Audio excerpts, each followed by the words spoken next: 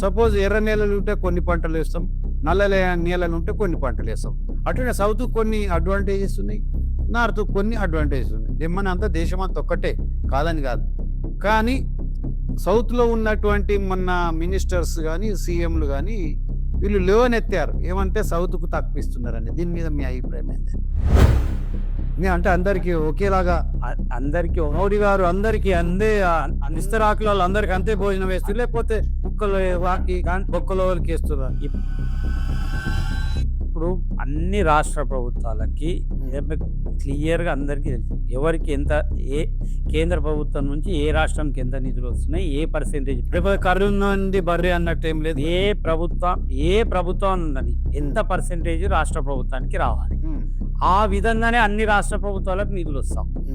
ఎక్కడో ఒక ప్రభుత్వానికి తక్కువ, ఒక ప్రభుత్వానికి ఎక్కువ. ఎందుకంటే రాజ్యాంగమే ఆ విధంగా ఉంది. రాజ్యాంగ ప్రకారమే ఈరోజు నరేంద్ర మోడీ గారి ప్రభుత్వం నడుస్తుంది తప్ప ఏది అంటే రాజ్యాంగాన్ని మీరు తూచా తప్పకుండా పాటిస్తున్నారా? ఖచ్చితంగా రాజ్యాంగం ప్రకారమే నడుస్తుంది. మరి ఎస్ఐఆర్ గురించి ఏంటి మీ అభిప్రాయం?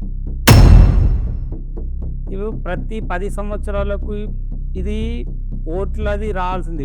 ఈరోజు పార్టీలు ఎక్కడ వాళ్ళ మనుగడ, ఎందుకంటే ఎక్కడి నుంచో వచ్చిన వాళ్ళు రోహింగ్యాలను, ఎక్కడి నుంచో వచ్చిన వాళ్ళకి ఒక్కొక్క ఇంట్లో 200 ఓట్లు 400 ఓట్లు ఏ విధంగా వస్తాయి?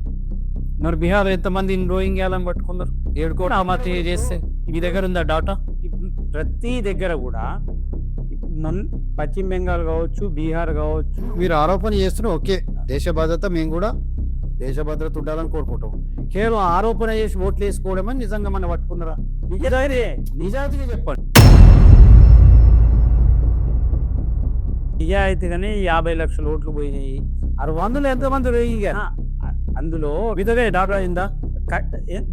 అసలు